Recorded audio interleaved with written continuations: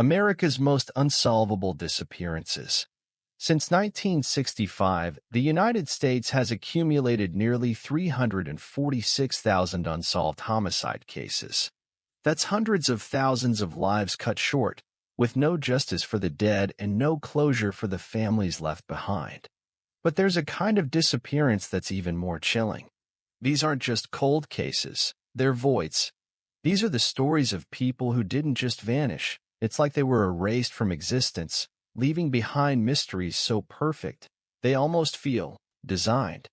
They step out of a car on a lonely road, go to sleep in their own bed, or play in their yard, and then they're just gone. The scene they leave behind is often pristine, almost staged. Wallets, keys, and cars are left untouched, as if they were plucked from reality by an invisible hand. Today, we're not just looking at missing persons cases. We're staring into the abyss, exploring the stories that have stumped investigators for decades, cases where every lead is a dead end and every theory collapses under its own weight. These are the disappearances that defy logic, technology, and time itself. These are America's most unsolvable disappearances. Story 1. Brandon Swanson, the 47-minute emergency call. Some mysteries begin with a scream. This one began with a simple phone call for help. May 14, 2008. 19-year-old Brandon Swanson was driving home to Marshall, Minnesota, after a party celebrating the end of the college semester. He was taking winding, unlit backroads, likely to avoid police after having a few drinks. At some point, his car slipped off the gravel and got stuck in a ditch. Uninjured but stranded, Brandon did what any kid would do. He called his parents. What followed was a 47-minute phone call that became a real-time recording of a person disappearing. Brandon told his parents he was near the town of Lind and asked them to pick him up. His parents, Brian and Annette, jumped in their truck and kept him on the line. They drove to where he said he was, flashing their lights. Brandon flashed his back, but neither could see the other. Frustrated, Brandon told them he could see lights from town and decided to start walking toward them. He stayed on the phone with his dad, describing his trek across the dark fields. And then, 47 minutes into the call, in the middle of a sentence, Brandon suddenly yelled, "Oh, shit." The line went silent. His father frantically called his name, but there was no response. They tried calling back again and again, but Brandon never picked up. He was just gone. The next day, the mystery deepened. When police finally pinged his cell phone, they made a shocking discovery. Brandon hadn't been anywhere near Lind. His call had come from 25 miles away, near the town of Porter. His car was soon found there, stuck on an incline. He had been completely disoriented, walking through the darkness in the wrong location entirely. A massive search began. Dogs were brought in and tracked Brandon's scent for 3 miles, across fields and down to the edge of the Yellow Medicine River. One dog's track led to the water's edge and seemed to stop, suggesting he might have fallen in and drowned. But another dog picked up the scent again on the other side of the river before losing it on a gravel road. Did he make it across? The theories are agonizing. Did he accidentally fall into the river and get swept away? Did he succumb to hypothermia in the cold? Or did his final shout mean he ran into someone or something in the dark? A farmer whose land was on the search path refused to let his property be searched, raising suspicion, but no evidence was ever found. Brandon was also legally blind in one eye, which could have impaired his depth perception in the pitch-black rural landscape. The case had one lasting impact. Brandon's parents, frustrated by the initial police response that an adult has a right to be missing, successfully lobbied for Brandon's law.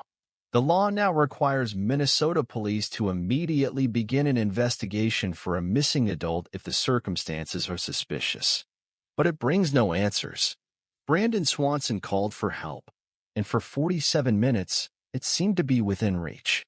Then, in a split second, he walked off the map, leaving only an echo on a dead phone line. Story 2. Maura Murray, the girl who ran towards the dark. Some disappearances are like a sudden storm, violent, chaotic, and leaving a clear path of destruction. Others are more like a slow, creeping fog, where things get blurry until, suddenly, you can't see anything at all. The case of Maura Murray is the fog. Her story doesn't start with a scream. It starts with a series of quiet, baffling choices that led a bright young woman to a deserted road in a New Hampshire winter, where she simply stopped being. In February 2004, Maura Murray was a 21-year-old nursing student at UMass Amherst. On paper, she was a parent's dream, smart, athletic, and a former cadet at the prestigious West Point Military Academy. But in the days before she vanished, strange things started happening, hinting at a private struggle no one around her saw. On Thursday, February 5th, Maura was at her campus security job when a phone call left her completely undone. Her supervisor found her in what she described as a catatonic state, just repeating the words, "My sister." We still don't know what that call was about. That same weekend, she crashed her father's brand new car. Then, on Monday, February 9th, she started doing things that made no sense. She emailed her professors, lying that there had been a death in the family and she'd be gone for a week. Her family confirmed this wasn't true. She packed a bag with an odd mix of textbooks and toiletries, withdrew $280 from an ATM, almost everything in her account, and bought Bailey's, Kahlua, and a box of wine. Then she got into her black 1996 Saturn and started driving north toward the White Mountains of New Hampshire, a place she loved. At around 7:27 p.m., on a sharp, dark curve on Route 112 in Haverhill, Maura crashed her car into a snowbank. A local school bus driver, Butch Atwood, was heading home and saw the accident. He pulled over and asked Maura if she needed him to call the police. She seemed shaken but wasn't hurt. She begged him not to call, claiming she'd already called for a tow truck. That was another lie. There's no cell service in that remote area. Atwood, feeling uneasy, drove to his home just down the road and called 911 himself. When police arrived, just 10 to 15 minutes later, the black Saturn was locked and abandoned. Maura Murray was gone. Inside the car, they found her bag, her textbooks, and an open container of alcohol. Her wallet and cell phone were missing. And there was one detail that has baffled everyone for years. A rag was stuffed into the car's tailpipe. Was she trying to fake a breakdown? Or was someone else trying to stage the scene? The search was intense. Police and rescue teams swarmed the unforgiving wilderness of the White Mountains with helicopters and thermal imaging cameras. They found nothing. Not a footprint in the snow, not a scrap of clothing. Nothing. It was as if she had stepped out of her car and evaporated into the cold night air. So what happened to her? The simplest theory is that she wandered into the woods, maybe drunk or disoriented, and died from exposure. But the area was searched so thoroughly, it seems impossible that a body wouldn't have been found. Another theory, a crime of opportunity. Did another driver come along in that tiny window between Atwood leaving and police arriving? Did someone offer her a ride and then harm her? Then there's the idea that Maura wanted to disappear. The lies, the packed bag, it could all point to someone trying to run away from their life. But if that's true, why hasn't she ever been seen again? Her bank accounts have never been touched. In over 2 decades, there has not been a single credible sign that Maura Murray is alive. In recent years, the case took a strange turn. A man named Stephen Baldwin, who knew Maura at West Point, became a person of interest. Baldwin, who changed his name from Finkelstein in 2004, the same year Maura disappeared, was arrested on unrelated, horrific charges of animal cruelty and fraud. During that investigation, his fingerprints were found to match a print discovered inside Maura's car. Baldwin claims the print was on a CD case he gave her, but law enforcement has never confirmed that detail. His own mother is also missing, and his troubled past has drawn police scrutiny, though he has not been charged in connection with Maura's case. Maura's family hasn't given up. Her sister Julie believes she intended to come back and was met with foul play. The case is still active and classified as a suspicious missing persons case. Maura Murray drove into the darkness on Route 112 and took all the answers with her. Was she running from something? Or did she run right into it? Story 3. The Sodder Children. The Fire That Left No Ashes. Christmas Eve, 1945. In the small town of Fayetteville, West Virginia, the Sodder family was settling in for the night. George and Jenny Sodder were Italian immigrants who had built a good life in America, raising 10 children in a big, 2-story house. That night, 9 of them were home. The older kids had convinced their mom to let them stay up late, and Jenny went to bed with George and their youngest, 2-year-old Sylvia. Around 1 a.m., the phone rang. A woman on the other end asked for a name Jenny didn't know. Jenny told her she had the wrong number and hung up. On her way back to bed, she noticed the lights were still on and the front door was unlocked, figuring it was the kids.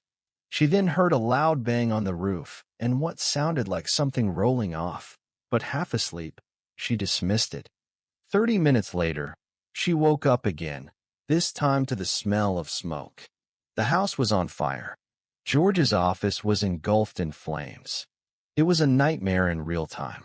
They screamed, waking the children downstairs, and scrambled to get themselves and 4 of the kids, John, George Jr., Mary, and Sylvia, out of the house. But 5 were still trapped upstairs in the attic.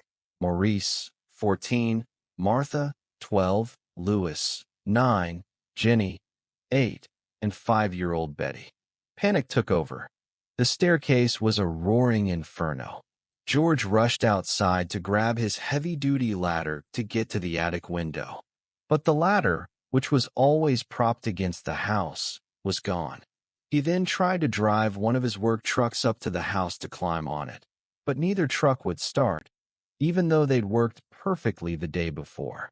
The phone line to call for help was dead. A neighbor had to run to a nearby tavern to call the fire department, but it took them over 7 hours to arrive. By then, the Sodder home was nothing but a pile of smoldering ash. Everyone assumed the 5 children had tragically died in the fire. Death certificates were issued just days later. But as the shock wore off, George and Jenny started to fixate on details that just didn't add up. First, no remains were ever found in the ashes. The fire chief said the blaze was hot enough to cremate the bodies, but an expert at a crematorium told the Sodders that was impossible. Bones would have survived. The family started to question everything. The missing ladder, the dead trucks, the cut phone line.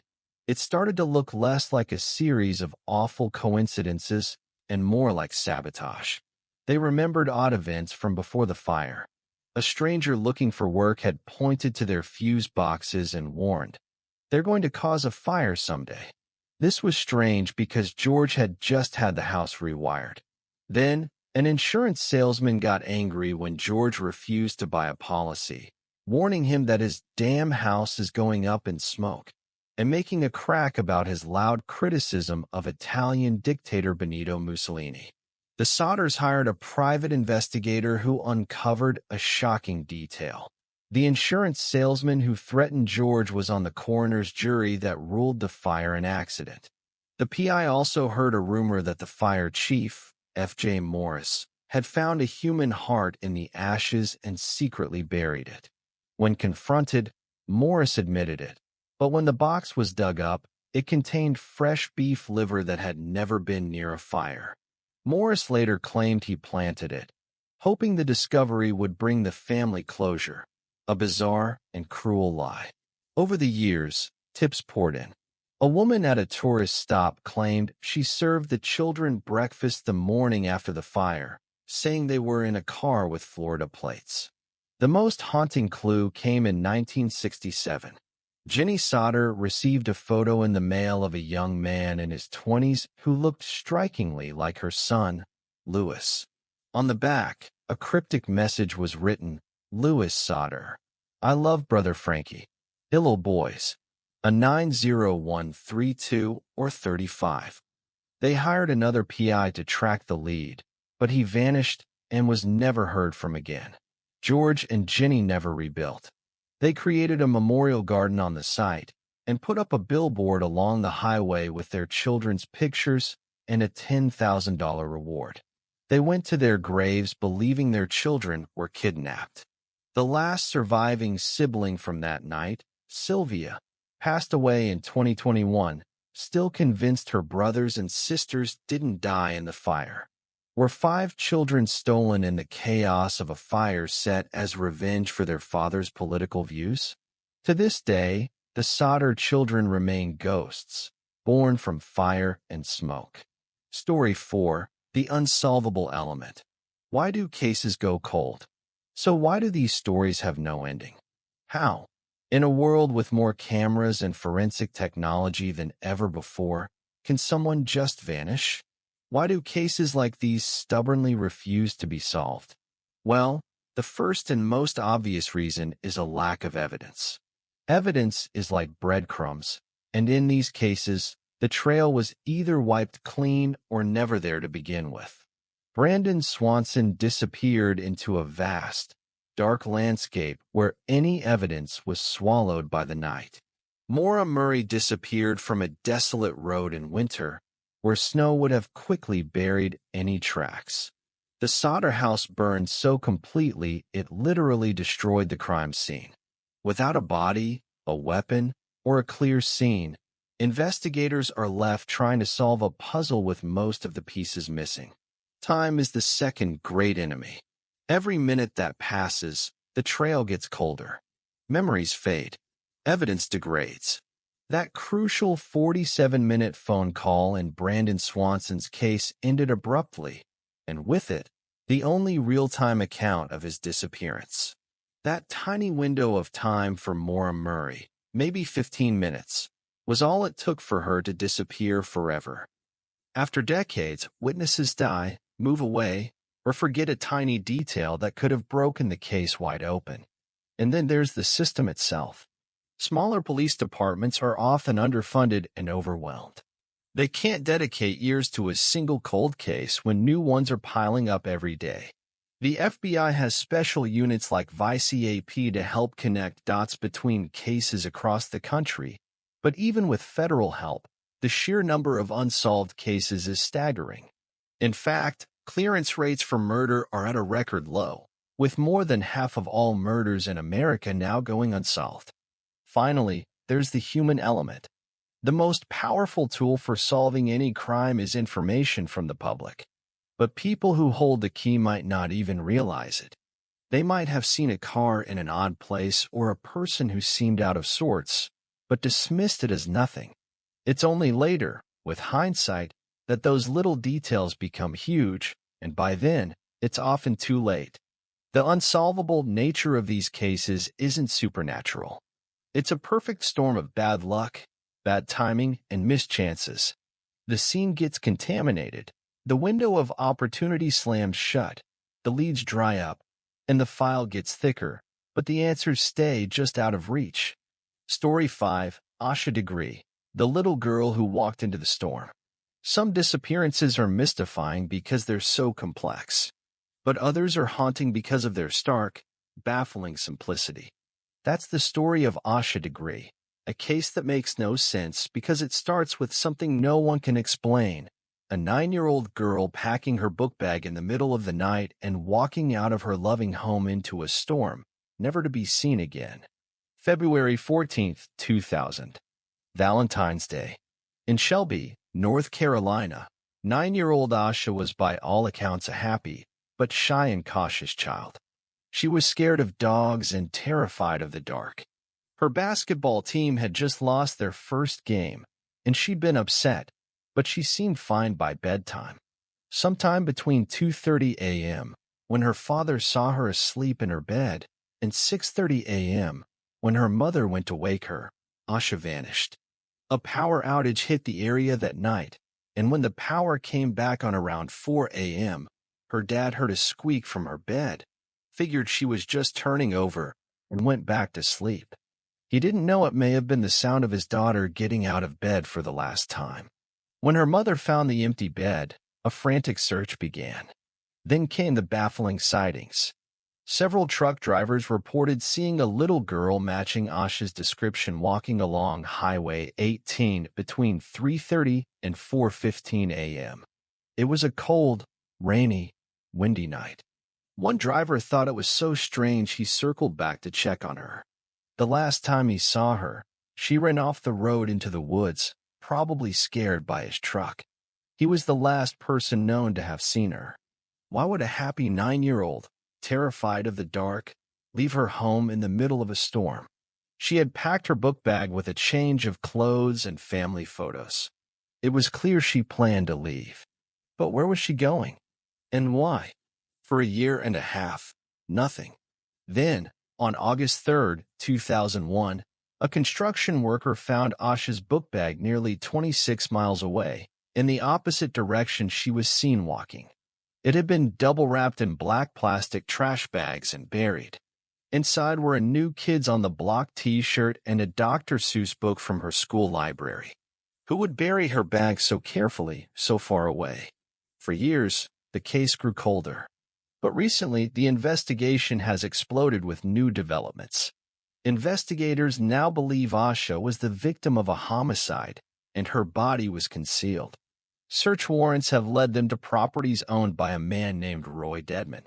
Hair and DNA samples found with Asha's belongings back in 2001 have now been linked to a man named Russell Bradley Underhill, who died in 2004, and a member of the Dedman family. Then, in February 2025, a witness came forward with a stunning claim. He told police that in the mid-2000s, he was at a party where Roy's daughter, Lizzie Dedman, was sobbing and confessed to having killed Asha Degree. This has led to a flurry of new searches and the seizure of an old green car, similar to one witnesses saw Asha getting into that night. As of June 2025, the investigation is more active than ever. Investigators state they are making significant progress, and the reward for information is now $100,000. The story of why a little girl ran away has turned into a dark and complex homicide investigation. While new leads offer a glimmer of hope for justice, they don't erase the haunting image of that little girl, walking alone on a dark highway, into a storm that, for her family, has never ended. So, what do we make of all this? The stories of Brandon Swanson, Maura Murray, the Sodder children, and Asha Degree are more than just unsolved mysteries. They're modern-day ghost stories. They're about the terrifying silence that's left when there should be answers.